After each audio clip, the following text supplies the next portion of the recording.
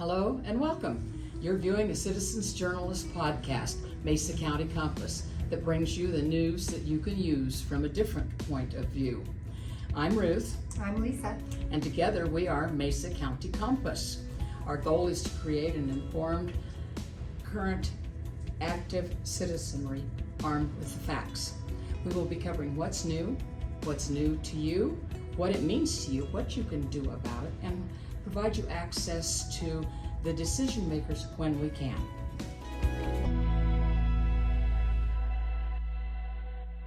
All right, welcome to Mesa County Compass. We're having today a couple of our school board candidates, which I'm excited to do. They are on opposing sides, of course. We have Andrea Haitz and we have Mike Rathbone, and they are running for School District 51 board. Yes. Welcome, you guys. Thank you. Yeah, thanks for having me. Oh, you're welcome. Well, so since we don't know you, we'll start with you. Okay. So first, we always ask people to give us a little bit of background about who they are and why they're running. So, tell us a little bit about your family, what you've done, Okay. and why you're running. Well, I wish it was a simple answer. So I actually graduated from District 51. I'm a graduate of Central High School. I graduated in 2010.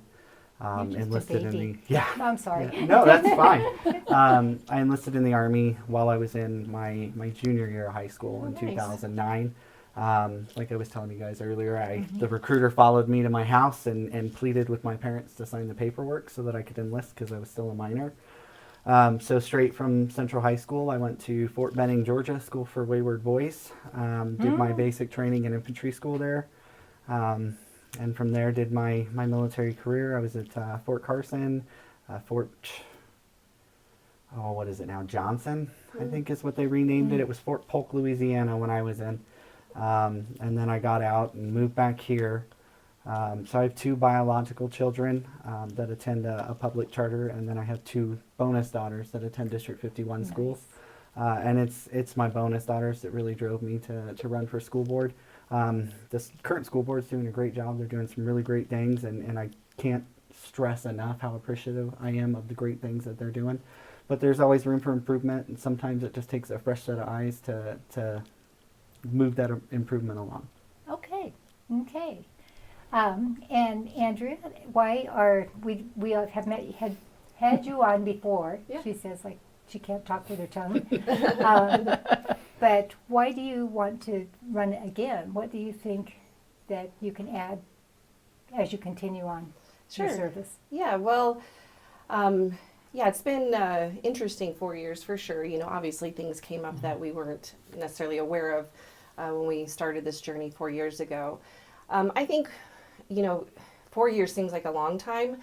And also once you're in it, it seems like it's not long enough. And so I think I'd love to just sort of button up some of the work that we've done while we're on a really good trajectory and we have really good momentum. We just approved the new 5-year strategic plan. And I would really love to just be able to kind of see a lot of that through to fruition and just kind of complete some work that we have there. So there's some things that we're now, kind of being able to start and, after kind of coming through some tough changes and some tough decisions that we've had to make. And now I'd really love to be able to go and take some stuff that we'd like to do and complete some of those things. So I guess it's kind of bringing some things to conclusion is what I would see the next 4 years to be. So, and then that would be a final term for me because we can only run for two terms. Yeah. So what's just one or two things in the strategic plan that you feel passionate about that you think are important to achieve? Yeah, so obviously a couple things coming up in light of even some recent events is a real big focus on school, safety and security. So, we have a new safety and security or head of safety and security. So we've had a lot of conversations with him over the last several months and really trying to think about what we need to do to make that team more robust. And that is likely going to look like an ask for our community to help with that because it's going to require some more staff that we're going to need within the district because it's going to just take funding. and that's funding we don't get from the state. And so we need to see what that's going to need to look like and what that ask would have to be. I just think we cannot scrimp on what it's going to take to really secure our buildings and what it needs to take to secure our kids. So I think that's going to be something we really need to look into. And then just continued, trajectory with the success of our academics. But along with that is kind of a threefold. It's our career and technical stuff along, with the kids going, not necessarily, some kids are college bound. But one thing we've really looked at is getting our kids ready with what we call soft skills, which are things like, being responsible to show up to work on time, looking people in the eye, just kind of what we would even call like customer service skills, because we're finding out that a lot of employers are finding that some of those skills are lacking for kids, which those will serve students no matter whether you go to college, a career or technical or military. And so we're finding that we probably need to front load those as early as even elementary and middle school.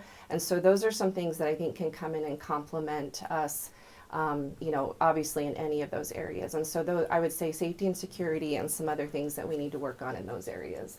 Okay. Ruth, your turn. Well, that's kind of what I was. Just what do you see as the biggest challenges facing a district right now, and how do you plan to address them? So, other than safety and security, what are your other challenges that you're looking at? Declining enrollment is still definitely going to be a challenge. The demographer had told us some years ago, both our local demographer and the state demographer, that we're going to see declining enrollment in Mesa County and even in the state of Colorado through 2030. And that's when they said it will level out. And so that we don't even actually know when we'll start seeing it increase. And so we're still going to be dealing with declining enrollment, which means how are we going to continue to still, deal with the consolidation of resources and reallocation of those resources. So while I'd love to say that I think school consolidations are done, I'm not optimistic that challenge is buttoned up. And so I wish it was, but I don't think that it is. And so I think there's only a little bit more that we'd have to do district-wise. But again, that'll be something that the superintendent and his team will assess, and then that'll have to obviously come back as a recommendation to the board, and the board will have to look at that per the policy and procedure that we've put into place, and then we'll have to go from there. So that will still be a challenge that we'll have to look at with declining enrollment. So Now, that's kind of what I was afraid of, and especially your outlying districts, Gateway and in that area, that you get down to a few students, then what do you do with the rest? And it's hard. Yeah.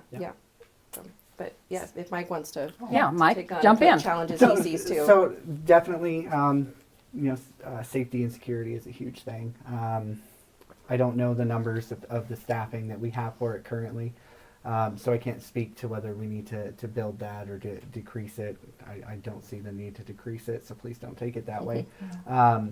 Ultimately, what I'd like to see in that area is more training. Something that was drilled into my head from 17 years old through my time in the military, even after I got out when I was going and working contract work as a private security, training.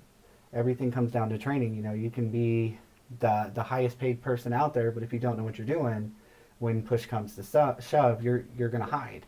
And I'm not saying our security would do that, but I'd love to see an increase in training. I'd love to see what kind of training they're doing now. But certainly, definitely an increase to that training in any facet, whether that be, glass houses, even just sitting down and death by PowerPoint is sometimes effective. So that's where I see that. As far as declining enrollment, I had actually looked into this the other day because I was curious what the numbers were.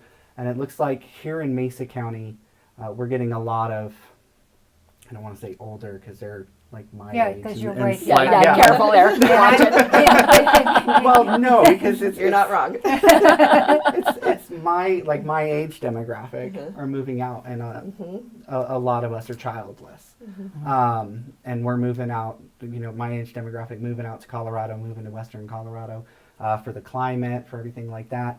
And we're just not bringing kids, and there's no, idea if people want to have kids. The only reason I can say this is because my little brother and little sisters have told me this, and they're in their 20s. They don't want kids, especially with the price of everything just skyrocketing.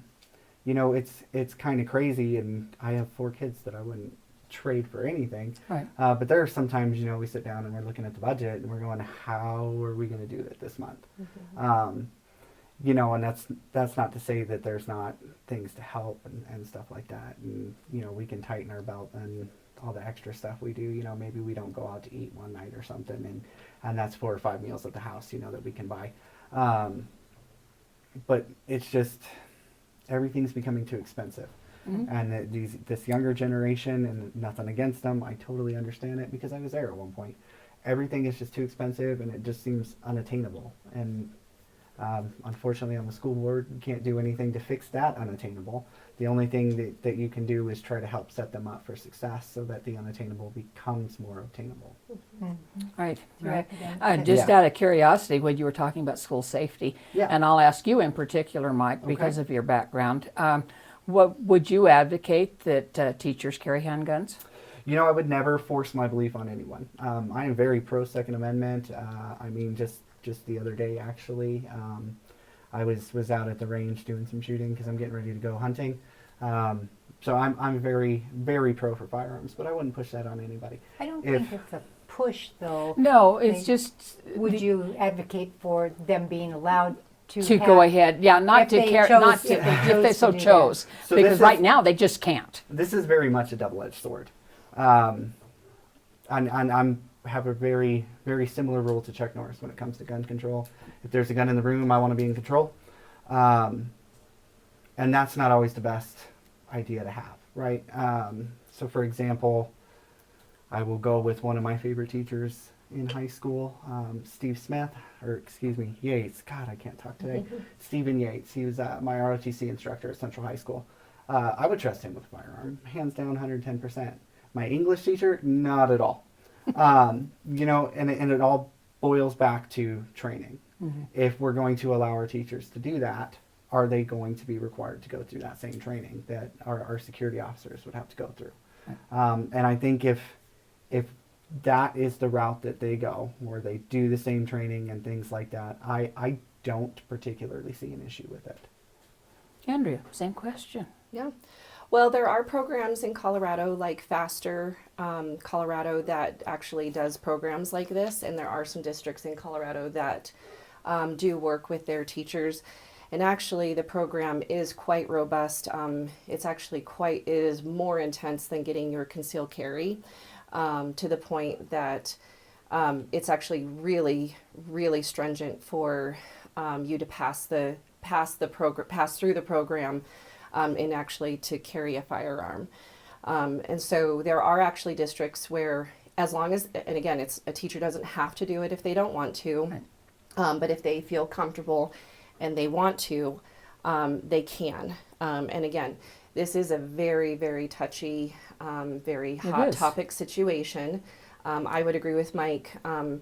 You have it has to be somebody who would absolutely feel comfortable handling a firearm, because I know, even going through a concealed carry class myself, many times people who get to the end of the class decide actually not to carry, because once you realize that when you are responsible for that firearm, and if you decide that you're going to use that firearm in any type of situation, and then if you execute using that firearm, once that bullet leaves that chamber, you are then responsible for wherever that bullet travels to. Exactly. Through any wall, vehicle, anything. And so the gravity of that responsibility, some people then end up choosing not to carry. Right. And so, and I respect that, when you realize, I don't know that I want to take on that responsibility. And so, And then obviously some people feel that they're willing to take on that responsibility, with a concealed carry or even an open carry. And so I'm very obviously pro Second Amendment as well. And so this is a conversation we're going to just have to start getting down into the nitty gritty of, because I do worry that a lot of times our schools and our teachers are just sitting ducks. And so it does concern me, and I just don't know. Again, I'm not a security expert, so as a board member, I think these are just conversations that we need to get a lot of people and a lot of experts around the table to have a conversation around, because I just don't feel that, again, my child is, and my children, just like with Mike, they're my most precious asset, right?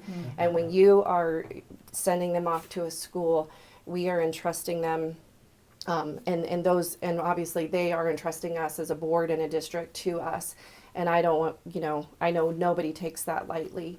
And so I think now, obviously in the light of recent events, just with the things that have happened this week, at the college campus and in Evergreen, I just think there's just a lot of things we're going to have to reevaluate,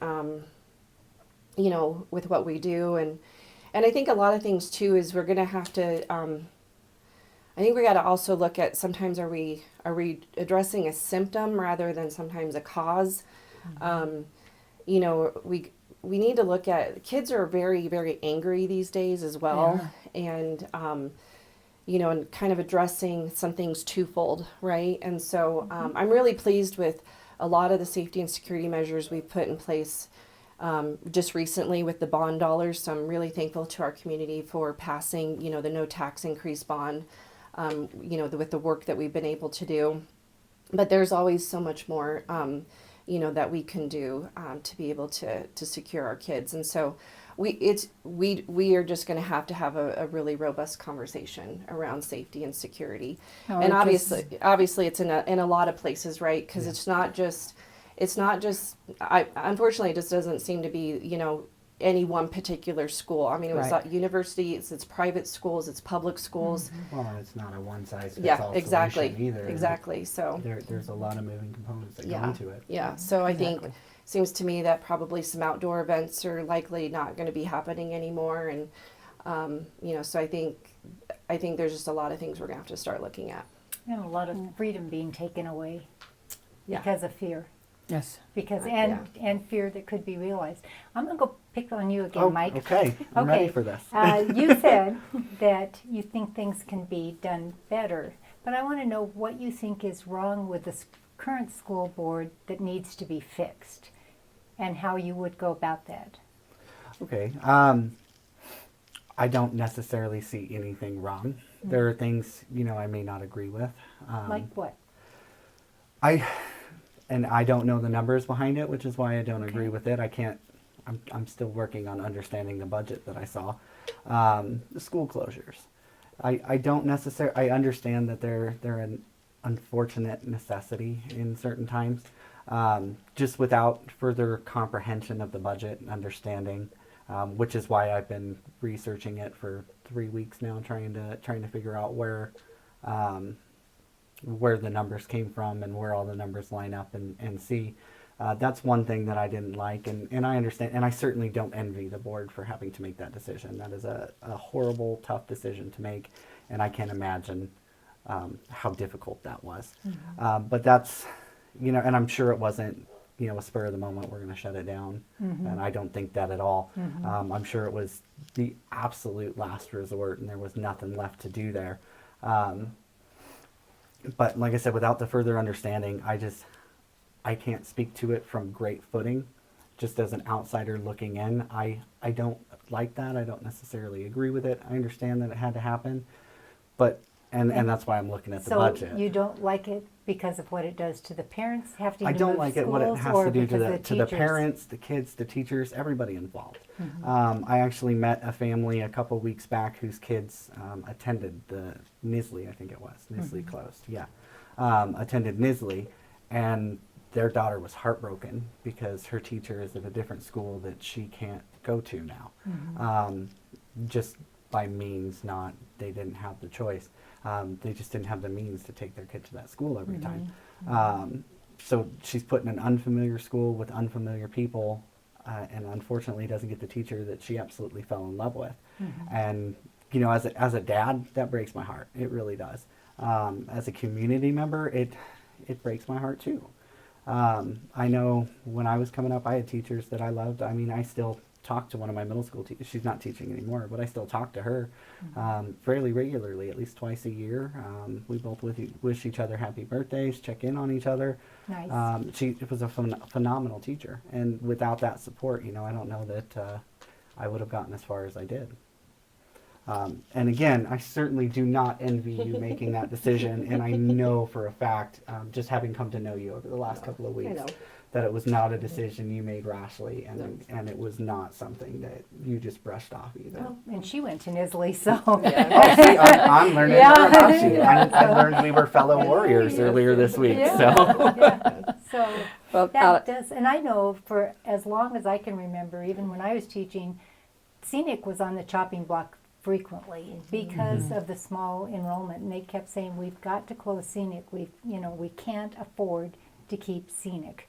And the Scenic parents would always rally and somehow get them talked into having Scenic stay. Yeah. But, you know, it does become a financial thing that you have So to make a decision. how would you handle a budget shortfall? Mike first, and then we'll go to Andrea. Because of the fact that you are not really necessarily in favor of closing schools, would you go to the public and ask them for more money? How would you handle it? I wish this was a one-size-fits-all question too. You know, fundraising is never a horrible thing. I was actually joking the other day, and then the more I thought about it, the more I'm like, actually, that's a real good idea. Hopefully somebody hears this, even if I don't make it to the board, and goes, yeah, we could probably try that. Coffee. Just sell coffee. You know, when parents are going to drop off their kids in the morning. Yeah. I'm like, that's genius. You might not make more than Starbucks, but you know, there's a little extra. Fundraising was always big. I know I went to Orchard Mesa Middle School, and we had a fundraiser for new books and supplies, and we went out and, what were we selling? Magazines, books, wrapping paper, things like that. We did 2 or 3 of them a year. I've seen one fundraiser in the year that I've been with my fiance and her 2 children in the public schools. Okay, so let me ask you a question Okay. there. Is that a board choice, or I is don't that know. a school? Is that a school building choice or a teacher choice? Because that seems to me more like something that A I PTA remember. would Orchard do. Mesa School, And it our might band be, parents yeah. sold candy bars, so I don't can't know see that. $1 million being raised by a fundraiser. Well, You know, and that's where you're looking at millions. You're not looking at 100%. But you look at every little drop in the budget, and you figure out where you can trim the fat, and that $1 million you don't have to fundraise if you can trim the fat somewhere. So you may only need the we'll be super optimistic here and say 75,000, right? That may be the only thing that you need after some unnecessary things are trimmed. And again, I'm still trying to understand the budget, so I don't know what can be trimmed. I don't know what the numbers look like coming out for this current school year. But you know, 75,000 is a lot more realistic than $1 million if you can find things that can be trimmed. Andrea, what can you add to that? Yeah, please. Yeah. I'm always ready. No, and you know, it's always great to just, like, ideas are always great. I think what the reality of it is sometimes a little bit more complicated. And when I first got on the board, I spent the first little bit just, you know, really just kind of immersing myself into what, like, really how the district worked. And the majority of our funding does come from the state. I really do wish that we, since I am a business owner and entrepreneur, I'm so used to actually making my own money. And since we're a government entity, we don't make our own money. We get our money from the taxpayers, and the majority of our money does come from the state of Colorado. We get $2 million from the federal government. That's all we get, and that's mostly our Title funds, which is like our Title I funds, and we get two, like Title II and III funds. Title I's, our funds are usually school specific, when those schools have particular needs, and then those schools get to take those funds and use those for specific hires or specific resources. And so those are not usually typically district-wide. Those go to specific schools. With usually socioeconomic needs attached to that. So they funnel through the district, but then they have to go back to those particular schools. So this last year, when the current administration was saying they were going to hold those back, that was a total of $2 million. So that was actually something within our reserves that we could handle. Now, it wasn't necessarily pleasant, but we could handle a $2 million price tag. I was fairly confident that we could put the pressure on this current administration to release those federal funds, and then they did. And so we did end up getting the $2 million from the federal government when they said they were going to when they pumped the brakes on that. Now, where we get the majority of our funding is from the state. And the school finance formula, again, I have had people like Rick Taggart, who our representative is an engineer and he is a finance genius, who have said that the finance formula is so complicated. So at this point, I think our legislatures, bless their hearts, tend to take things and make them super complicated. And so, obviously the funding in Colorado is not equitable across the districts. We're funded 174 out of 178 districts. We're a weird district over here because so rural districts in Colorado that are smaller end up getting a little bit of extra funding because they're smaller. But then your big urban districts tend to obviously get a lot of money because they have a bigger tax base. Obviously, places like Aspen and Telluride have no problem funding because their property tax base is like super high. So there's all these weird factors that play into how schools are funded. And then there's Mesa County. And we're not rural, so we don't get, aside from Gateway, because they are a little bit further out, we do get a little bit of a rural funding piece for Gateway. But then the rest of the district, we don't. And so there's all these weird little caveats to District 51. But then we're not super urban. And then we do have some of our local funding, which I'm super thankful to our community for the funding that we do have. But if you look at our mills that our local community has given, and I'll tell you, so the state actually mandates per every district a certain level of mills. So when you guys look at your bill on your assessor, I know everyone kind of panics because they're like, oh my gosh, I'm paying the school district so much. Well, a certain base of that is actually mandated by the state. That was nothing that we all voted on. So there's a base level that you actually have to pay because that is actually state law. And then as taxpayers or local communities, we then vote on top of that. So there's a certain amount that we have to pay, and then we vote on top of that. So if you look at what we have voted on top of that with comparable districts, we're actually kind of a little bit lower. So I would say, we've done a lot with kind of lower taxes with how we have funded the district. So in saying that, so kind of making short story long here, or long story short,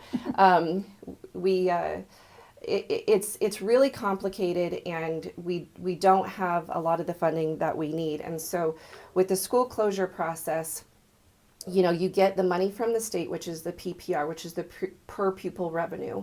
And each kid gets a certain amount that's assigned to them. And so right now, I think we're around, just for round numbers, I think we're around 10,000 per kid. And so as those kids are counted for in October, and in October, it's really important that our kids make a certain date. We have to take attendance, and then we turn that into the state, and then that is when we get those dollars from the state. And so when we have that turned in, then we get those dollars from the state. And so then that is our revenue that we get for those kids. And so those are the dollars that then the principals then get to use, which is the FTE, which is the full-time equivalent, that they then get to decide how they want to use in those buildings. Now, by state law, we have to have certain people in the buildings. We're required to have a principal, we're required to have counselors, we're required to have certain people in the buildings. Beyond that, the principals have a certain amount of autonomy of who they want in there. If they want to have so many paraprofessionals, certain kind of interventionists, and then because they kind of know their buildings better than obviously, central administration. So, but based off of the kids they have in their building is then what they then get to basically spend in their building. And so when those resources are spread really thin, we then they only get so money per their building. Right. So when we can then bring those resources together and you put, again, more kids in a building, you can then have more funds in a building. That doesn't necessarily mean that we're packing a bunch of kids into classrooms, because what happens is then you can create, let's say you only had one lane of kindergarten, now we can have two lanes of kindergarten, right? So we're not going to say that we're going to have 40 kindergartners. You'd make two classes of 20 kindergartners, right? So we'll do 2 lanes. So anyways, that is what we looked at when we're trying to consolidate the resources. When you do that, then the principals can start to say, okay, now I can afford having a reading interventionist. I can start having maybe a part-time, occupational therapist come into my school, where before they could maybe have like a quarter-time occupational therapist. So, and we had therapists that were literally working out of their car because they have to go to 3 or 4 different schools. And so it just starts to spread the resources really thin. And when a therapist is working out of their car, you have to think about all the time that they're spending just traveling, and then the time that then they're missing actually spending with kids. And so it's not ideal. If you kind of think about it from a business standpoint, if you can kind of consolidate your resources, and if you think about, okay, well, if we can service our customers, better in one place, and we can provide more services from one place, does that work better, and again, I'm not trying to say that, kids and parents are our customers, right? And we want to make sure that we're providing good educational resources and services. If we had to cut FTE, that means we are cutting teachers, because teachers are a 1 FTE. A paraprofessional is a half FTE, and a principal would be like 1.5 FTE. So when we were looking at closing schools, and they were telling the board, we're going to have to cut 10 or 15, or 20 FTE across, say, 4 or 5 different schools, that meant some schools were having to cut like 4 or 5 different positions out of their school when they were already running like on fumes. And when and I went out to all of these different schools and talked to the principals, and I was saying, well, where do you think you can cut? And you could just see the distress in their eyes. And they're we feel like we're running on fumes already. They're like, I don't know where else I could cut. I've already cut my art teacher. I've already cut my interventionists. They already had other people tag teaming. And you could just see the distress of like, some had already cut an assistant principal so that they could then make sure they could have a teacher. And an assistant principal obviously helps a lot of times with behavior issues in a building. And so again, it's like the principals had to really kind of juggle, what am I going to have in my building? What am I not going to have in my building? And so is any of this a perfect, are any of these perfect scenarios? No. And does it take a year or two, obviously, after some of these things to, kind of settle out? Yes, absolutely.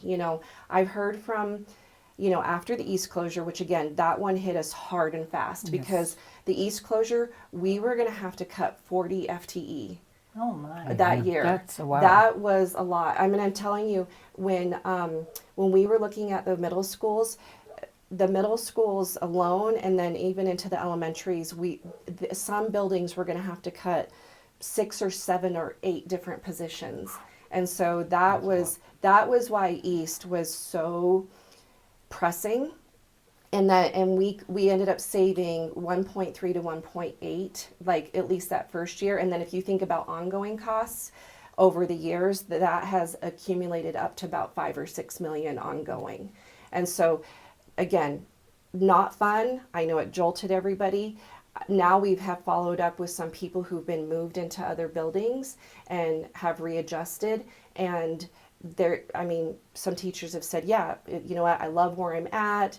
Students who've gone up to Orchard Mesa Middle School and where the challenge program is, they said, yeah, you know what, change is, might have been a little difficult at first, but I readjusted, I made new friends, I think we did a really good job of just trying to help accommodate with the kids, enroll them in, and, I give really a lot of kudos to the schools of just trying to work through all of those things. And again, not that we did it perfectly, but we learned through all those things. We got a lot of feedback from everybody to just say, okay, give us the feedback. Like I always say in my work, I eat feedback for lunch, right? If we don't have feedback, we don't know what we can do better, right? So you have to constantly have a feedback loop of like, if somebody doesn't tell me things, then I don't know what I can or cannot do better. And so we constantly just took feedback to just say, okay, these are things that we could do. And unbeknownst to us, a lot of things people thought we knew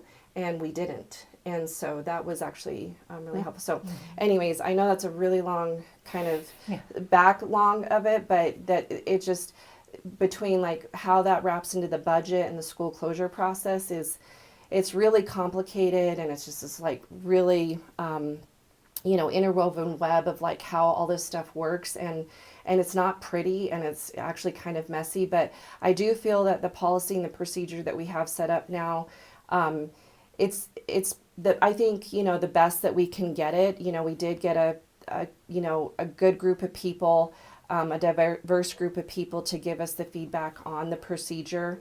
And I think it's a fairly objective way that we can, work through the closure process. So. Okay. Well, we feel like Mike is not getting to Yes, talk I know. at Go all. ahead. But So, I'm learning here. I appreciate that. Actually, that I didn't know that about the budget, so I do appreciate that. Thank you. So, you, Mike, how, if you were on the school board, one, who do you serve? Do you think as a school board member? What things are you responsible for, as opposed to what are things that administration is responsible for, and how do you think, I mean obviously you wouldn't run, you said, if you didn't think you could make things better. So how do you think you can make things better as a school board member? Taking Andrea out, so she's not going to be on. You're going to be on. Go for it. Okay, yeah. No, so and again, I think the school board is on the right track. They're doing some great and amazing things. The numbers look great. Graduation rates are amazing. What I bring different, and I can't speak because I don't know all the school board members. I know a handful of them. I have a vastly different attitude, and I have a little bit more time on my hands than the average school board member. I know Andrea works a full-time job, and I'm not condemning that or saying that's bad. How dare she? It's incredible that she's doing it. Yeah, it's a great thing. She's right next to you. But I'm recently retired, so I have nothing but time to sit down and look at these things and devote a handful more time than just the average person. I have 2 children in District 51, so I've got that vested interest, much like, I cannot speak today, have that vested interest, much like Andrea does, in the performance and success of our schools in District 51. But I think what sets me aside is I have that, I'm not to serve, the union or the teachers. I'm there to serve the community. I'm there to be the advocate between the teachers and the community, so that the teachers know what the community wants, and that I can relay what the teachers are saying and feeling and hearing in the classrooms to the community. At the end of the day, and admin's role, they need to control their buildings and run their buildings in the ways that they see fit. But at the end of the day, everybody's got to be held accountable to some kind of standard. And I'm not saying they're not doing this, so please don't take it that way. But the board should, in some capacity, ensure that admin is doing what they're supposed to be doing. So, as I understand it, and I may Yeah. be wrong, the only employee that the school board has Mhm. is the superintendent. The I teachers think you're and right. so all you can do is to hold the superintendent Yeah. responsible for, what goes on in the buildings and what goes on with the teachers.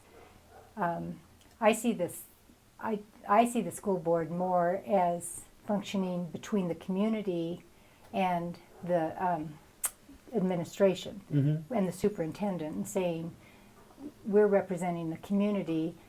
The teachers have, their union, or they have their principals and they have the Yeah. superintendent. I don't know how much, and maybe you guys can tell me how much the teachers have to do with what's going on the school board. Well- I mean, maybe they're suggesting, like, we'd like to see this curriculum and we'd like you to look at it with And us. that's where I And- was going, is yeah. more like the curriculum and the direction that they'd like to see the education go in our district. And then that's something that can be relayed back to the community. And I'm not saying I'm going to sit there and take attendance on everybody in the district. I don't have that I kind think of you time on my should. hand. You should. If I had Yeah, that kind yeah. of time on my hand and I could be at all these different schools at the same time, it doesn't sound like a bad idea. No, I think you can go to the schools though anytime you want. Okay. Well, see, and I knew I could go occasionally. I didn't know it was anytime I want. But that would definitely be something I'd like to do. Definitely get out to the schools and see what is working, what isn't working, and see how it can be changed. So in your mind, just from your perspective as a parent, maybe, and as the is your fiance, sorry, is she a teacher? No, she's a counselor. Oh, a counselor. So, Yeah. okay, still working in the district. Yes. So what is your opinion, just looking from the outside, as to what is going on in the schools that you feel passionate about, that needs to change, you want to change, and how would you do that? Well, and in a perfect world, is that the scenario we're going, or with the current budget? No, just with what you see, because obviously some things don't cost money. Oh, 100%. So what are things that aren't working in the district that you think need to be changed, that you could make a difference in? Well, to me, and again, this is from the outside looking in, it looks like there's a breakdown in communication between Okay. teachers and administrators. I've seen it more at like the middle school, high school level than I have at the elementary school. But there just seems to be that disconnect where administrators, principals, office staff at a school are saying one thing, and then the teacher is like, no, this is what happened. You're misconstruing what I told you. And just misinformation is not conducive to anything. I mean, the learning environment, daily life, things like that, I'd love for that to stop. And I'd love to know where the breakdown in communication is happening between our teachers and our admin. Not just, our teachers and the superintendent, but our teachers and their principals and their assistant principals and any of their office staff that they have contact with. Just want to know where, and hopefully it's something easy, simple, as in, oh, I'm sorry, we were extremely busy and I wrote down wrong, or I didn't hear you. And that it's not oh, well, you're complaining about everything, so We don't care. Yeah. Hopefully it's not a respect issue, but again, even if it is, the respect is an easy fix. So. And it's a no cost fix. Yeah, it's a free and easy fix, yeah. And a lot of the times, even just a breakdown in communication thing is a relatively free to no cost fix. And so you would see your role on the school board as talking to the superintendent and saying, hey, I'm seeing teachers in this building being disrespected, and can you get in there and make that accountable, and what are you going to do to make the communication better between the administrators and the teachers? Yeah, I would love to have a sit down with Dr. Hill, and whether I make it to the board or not, I would still love that opportunity. I hear he's a phenomenal gentleman. I unfortunately have not had the pleasure yet, but I do look forward to it at some point, regardless of the outcome of the election. Excuse me, I'm sorry. But essentially sit down with Dr. Hill and say, hey, this is what I'm hearing. This is what the community is saying, or this is what I'm seeing. How are we going to fix this? How are we going to address this? Let's get through some solutions. Let's figure out which one's going to be best, which one's going to be most cost effective, time effective, and which one's actually going to have results. So do you think that's something that you could do now? I would love to. That you would I be feel. open to? I hope so. Again, I don't know. Yeah. Everything I know about Dr. Hill is hearsay and from an outside source. Unfortunately, I have not had the pleasure to meet him, but I do look forward to it. But have you contacted him and said, I I would like to have I have a meeting sent an with you? email. Okay. I haven't heard anything back, and I understand school started, and he is a busy gentleman. So I haven't sent a follow-up, so I've been lacking on that as well. And with everything, not only for the campaign, but in my personal life, I've kind of taken a step back from that, and I figure I will get the opportunity after Sometime, the election yeah. for sure, regardless of the outcome. But I greatly enjoy the chance to sit down with him. So anything else? So we've got, what I'm hearing is basically what you're seeing is wrong is that the teachers aren't being respected by their principals, Well, and maybe the difficult and- situations aren't being addressed. Yes, and parents can be lumped into that as well. I don't want to. Parents aren't being heard. They're not being heard. They're not being communicated with. Okay. I don't want to go into a ton of detail, but I do know of an incident that happened in our school district where a parent was not notified, and it involved law enforcement with a minor child, and the parent wasn't notified. To me, that's a breakdown in communication. I don't know on whose part, but I would love to know. Andrew, can you answer any of those concerns about, is that a school board function, or would you need to be on the school board to really make a difference that way if you thought that was a concern? Or Yeah, well, I think I'm always, I still go actually, I've always gone and volunteered in my kids' classrooms, right? So I think being an involved parent in the school is always one great way to just get in and kind of see what's happening in the school. And it sounds like you obviously are aware of what's happening. I try to in be. your, yeah, no, it sounds like you're aware of what's happening in your kids' school. And so I think just being an engaged parent and community member is always a good thing no matter what, which I think is kind of the precipice of just kind of even getting involved in these types of things to begin with. So no, I don't think you necessarily have to be a board member to start doing those things. I was doing those things before I was a board member. I still do those things even as a board member because as a board member, and we do this in our board, we do like a sort of a board retreat, and we have actually a page where it's like, here's the board duties and here's the superintendent duties. And then we actually have a page where there's board and superintendent duties that overlap. Because there are some things that that board and superintendent somewhat bleed over into. But there's things that are just the responsibility of the superintendent. And there are just some things that are just the responsibility of the board. There's things that as a board member you have to I always kind of funnel things through like, what is the proper role of the school board? It's like, especially in kind of making decisions. So one, I love going, and visiting schools. I always give the principal a courtesy heads up. Sometimes there could be a lot of testing happening that day. There could be other things happening.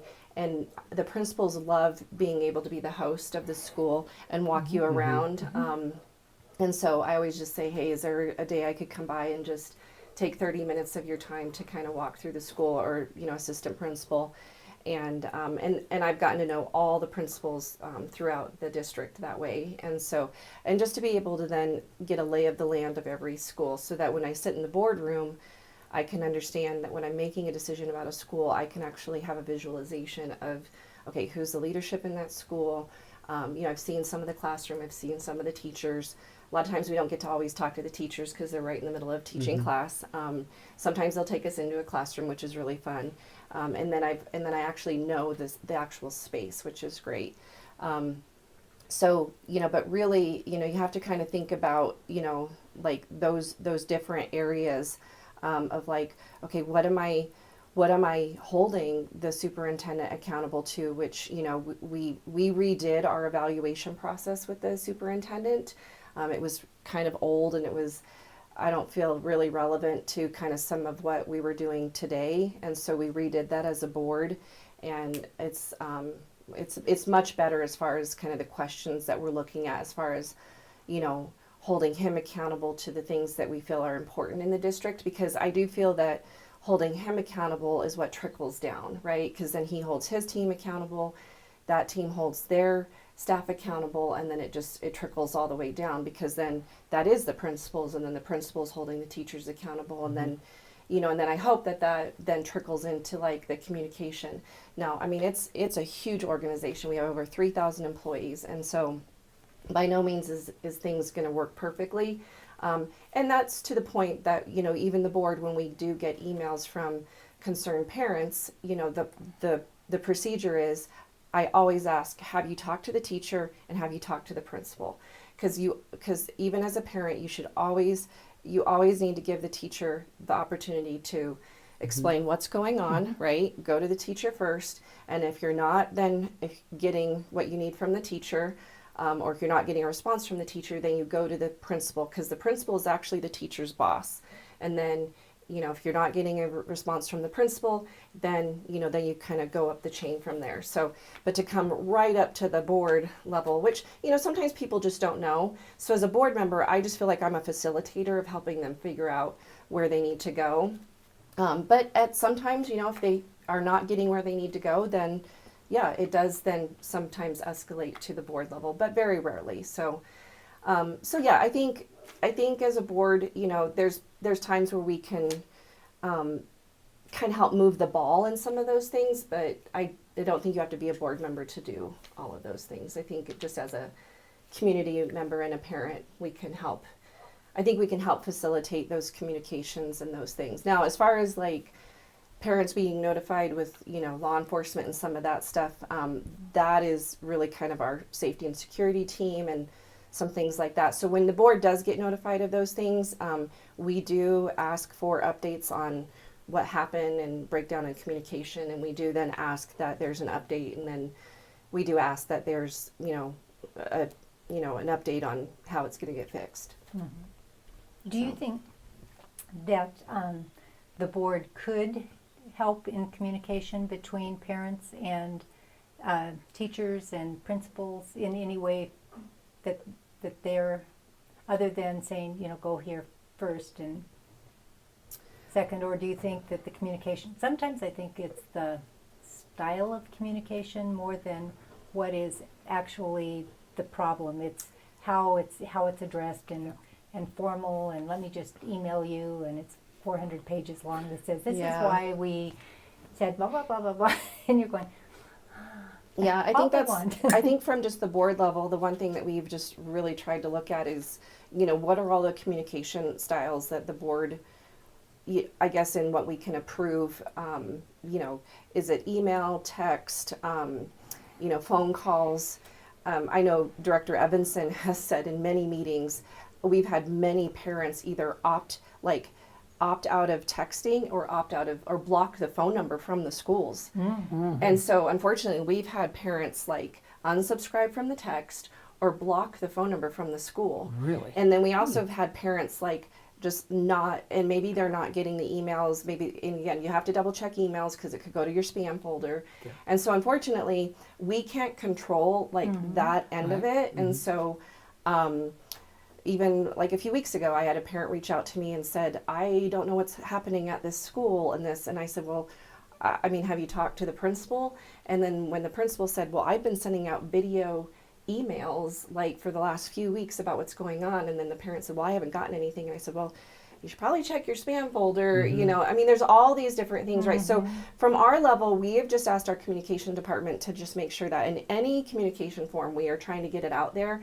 Whatever happens on the other end, we obviously can't control, and that happens in any organization. That's true. That happens in my Exactly. real estate world. That happens in any other world, Right. right? And so, the only thing that we can control is that we are getting it out. We get it out in, you know, many different languages. We get it out in many different platforms, and we also have it on our website. And so, you know, at that point, you know, I told the parent, I said, well, then you need to just call the school and see what's happening and try to troubleshoot it. We also try to get people to our tech department to troubleshoot it. So, I don't know. Sometimes just at the end of the day, call the school, have a conversation. exactly. You know, have a This is a question. Short and yeah, sweet. Yeah. right. Have a face-to-face. You know, again, you gotta love and sometimes hate technology. It can sometimes be the crux of things, but I think at the end of the day, just call up and have a conversation. When we've had some things get tense, I've just always encouraged our staff, just pick up the phone, call the parent directly, just tackle it head on, and then it typically tends to just take care of the situation so much better, because people either just want to be heard, or instead of just kind of going back and forth with a bunch of different emails. That's what I try to do as a board member. Again, I'll either go meet with someone, or we'll just try to have a phone conversation. I may not be able to fix anything, but if they at least know that I at least have the information and I can sit on it, or I can then try to figure something out, or I can at least send it to someone else, I'll do what I can. Yeah. Like, I can only control what I can control. So that's what the best we can do with, I think, the communication piece. Fair enough. Your turn. My questions are pretty much asked. Oh, okay. Well, I just have one Okay. on what we did with school closures. The only other question I have is, you said you don't have a campaign manager at all. I don't. So, that's hard. It's hard to do it all yourself. It's been a fun learning process for sure, and you know, like I had said earlier, I'm recently retired. I've got time on my hands. I'm learning this to go. I do have resources that I reach out to, and like, hey, how's this sound? Should I be right about here? Should something be right here? So you know, who they is kinda guide. supporting you? Are you doing like a group ticket that they're helping you, like, or are you just more on your own? And I am just more on my own, and I mean, I have resources. I've met people well before the school board bid was ever a thought. Just at the VA, you know, hey, Oh, nice. you know, this is what I do. Reach out if you ever know anybody that needs it. And I'm like, yeah, and I held on to it just in case I ran into somebody, and that somebody happened to be me. So Yep. I reach out every now and again, like, hey, this is my thoughts on doing.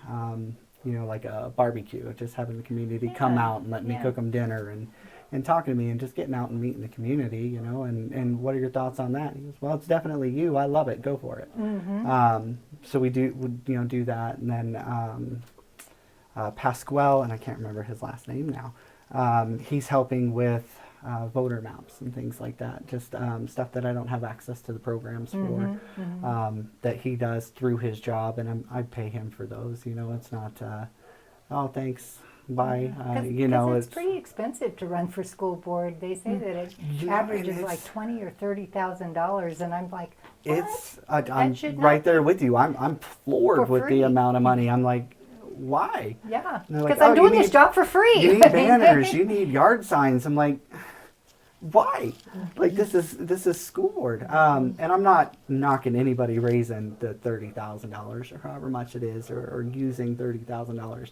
I get it. You know, to each their own.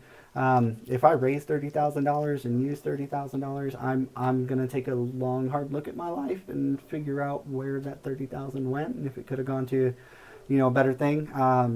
Like I said, you know, the barbecues. I'm very adamant about those. I've done one. I'll be doing another one, and And that's expensive, though, to yeah, feed people. yeah, they're somewhat pricey.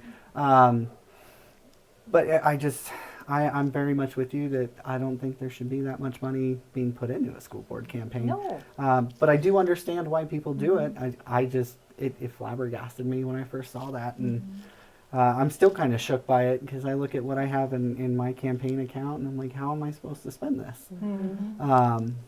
and I'm not, paying for TV ads or anything crazy like that. I do have the yard signs come in and a banner and a few things like that, but I'm still, at the end of the day, like, why are these people giving me so much? Yeah, well, that does come to be a question with, any campaign, that if you're getting money from a certain organization, why are they giving you money, and what do they expect for the money they give you? So that's always a question that I have when I look at people's finances, and they say, well, this person gave, $20,000 for this, and I'm like, what? No, yeah. And why? Yeah. It's definitely thrown me for a loop, and at the end of the day, I feel they're donating to my campaign because they believe in me. If anybody thinks, oh, I donated to your campaign, so you're going to do this, they're absolutely wrong. I'm my own person, and I apologize. I'm always stressed down a little bit, but I don't think there's anything wrong with that. you're getting the authentic me. This is me 90% of the time, a pair of 511s and a t-shirt, wearing a ball cap.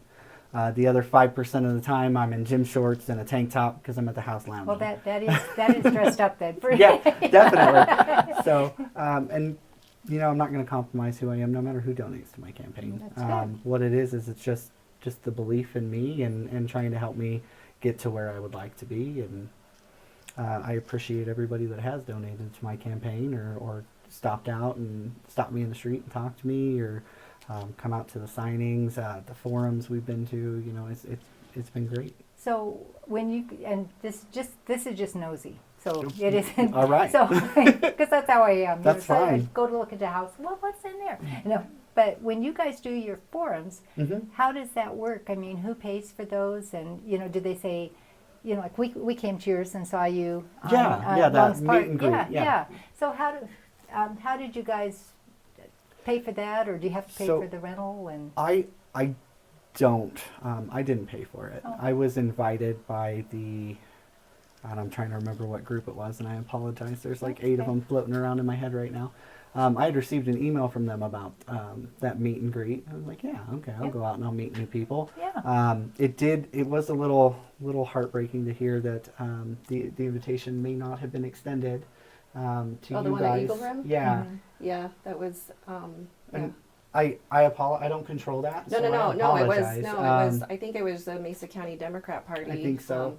As long as it's not a forum, a Yeah. meet and greet does not have to include all candidates. Right. A forum has to. Yeah. Just if any political party is putting that on. So, I mean, it was totally fine that they did it that way. I think the post is what kind of confused people. If I may, because Yeah. I would like to put this out now. I do not condone that post. Oh, I know my name is attached to it, but I didn't say, hey, you need to post this. They're not going to show up. How dare they? I understand you guys are busy. And it did break my heart a little to hear that you guys were busy on the 17th. I was really looking forward to another forum with you. yeah. Well, and that one, and I think actually the post was in reference to the 17th and not actually to the Eagle Rim Park event, because when Restore the Balance had called us about the event on the 17th, I had told them from the get-go that I already had a fundraiser that evening. And the challenge with that is that when we have people who have already committed to holding a fundraiser for us, and typically you do have someone host those for you, it's a big ask for them to rearrange the time and the space. And so, unfortunately, I could not ask the person who had already said that they were going to do it to rearrange that. So again, sometimes you make the forums and sometimes you don't. And so I know last time when Barb and Jose ran, they made some and some they didn't make. So, we try to make the ones you can. There's a lot going on. We're getting our, email inboxes are just full of all kinds of surveys. And you even gonna get some more. Yeah, well, surveys and questionnaires. And, the thing is you do have to kind of pick and choose what are most important to your campaign. And you do have to really kind of think about what you have to whittle down, what are the most important activities for your campaign. And so, you know, everybody, when you're a candidate, wants Yeah. your time. And so, yeah. Well, I'm glad we were able to make this work. I really am. Yeah, and I'm not, So- and I'm not afraid. And again, I think there's assumptions being made, and I'm very careful to say that, like, if Mike couldn't show up today, I was never going to throw shade that, like, to assume that he wasn't willing to talk, because that's not the case. No, Because Monday 100%, yeah. he showed up to the forum and was not afraid to answer hard questions, and so No. I think it's. I don't like it when people do that, because we all have lives too, right? Because if he's not out campaigning, he's likely spending time with his family. And that's important, right? And that's the same for me, right? Because time is my most precious commodity right now. Because if I'm, you know, working and right now, last time when I was running, I wasn't actually a school board member. And so right now I have the additional duty of actually being on the board. And so if I'm doing something, I'm likely taking time away from my family. And so I really have to kind of monitor that, like, my time with my family is still very important to me. And so those are just things I have to really kind of contemplate. And so it's not that I don't value certain things. And if there's things like during the day, you know, my son's at school right now, so things like this work. But sometimes evening things are just, I have to kind of weigh those types of things. And so it's, and yeah, there was just a conflict that evening. And so Yeah. I'd be open to, if there's other things that come up, I'm for it. But that's why today I was glad that Mike No, said and yes to this. So. I didn't get the chance, and I do want to thank you for Yeah. being available today. Yeah, because same here. you guys are working with my schedule. I had, unfortunately, appointments on Wednesday when you guys wanted to do this originally, and I'm glad that you guys are so accommodating and work with me. I appreciate it. We aim to please, right? You know, and I always am, you know, I had 2 opponents last time, and I know that a lot of people were frustrated that we did, and or that we had two opponents, and they really wanted to have one person bow out. And you know, I always think that anybody who wants to step up and run for office, which again, I don't know why we're doing this, right? You still wake up wondering what you're doing? Well, Okay. you know, so Good to know. I commend people who really put themselves out there, because honestly, in this political climate,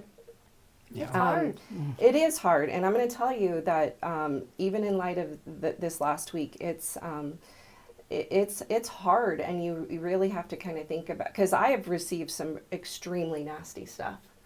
I haven't yet. Well, yeah, I'm just, you know, what you won't until you're probably in political office, and then you say something that somebody won't like. And so I've had things sent to the board office. I've had things sent to my home. I've had things, you know, obviously said anonymously in the paper. You know, and now that you can do things anonymously on Facebook, people say stuff. People, you know, make fake profiles and post things. And so, fortunately, nothing's been too threatening, but there's been some borderline stuff that, you know, I've had to report to the police. And so, it's concerning, this day and age. And It's so sad, it is sad. It is sad, because know, you're just out there wanting to serve your community.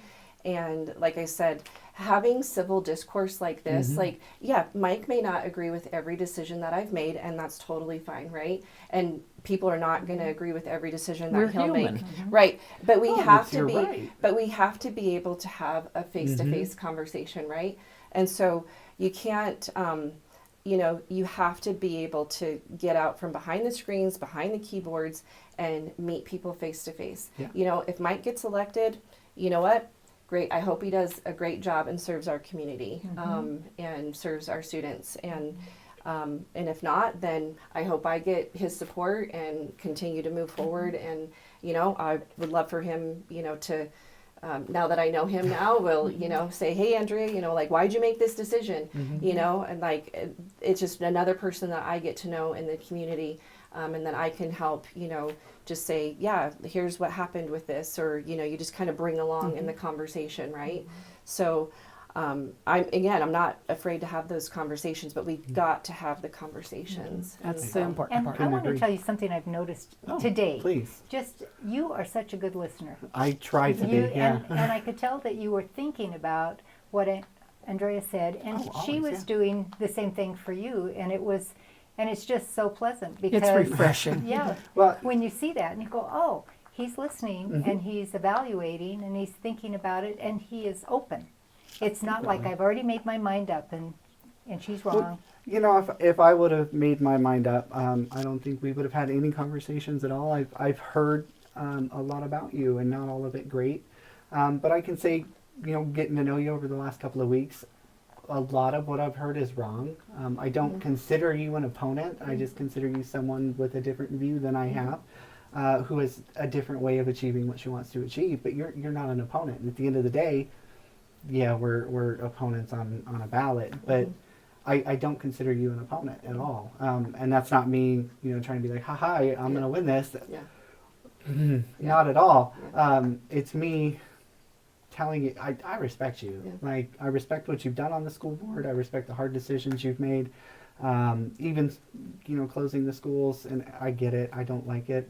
I don't like that decision. I didn't like but I having to do understand it. it. Yeah. You know, and getting to know you the last couple of weeks, I can honestly say, win, lose, draw, however it turns out, I've got at least a new acquaintance. I don't know that we're friends yet, but, you know, maybe one day. Keep inviting her to your barbecues. That's the way you make You know? friends. That's always the tell way to you. make friends. Yeah, always. Food Please, does it's open to the public. We do hamburgers. We do hot dogs. You don't have to donate. Come on down. Let me cook for you. You know. Keep an eye on my website. It's got all the dates on it. Okay. Well, you've been watching Mesa County Compass. This is the facts as we know them, the truth as we see it. You decide. Thank you both. Thank you Yeah, both thank you. very It was much. fun. Thank you. Thanks, Mike. Very Of good. course. Thank you.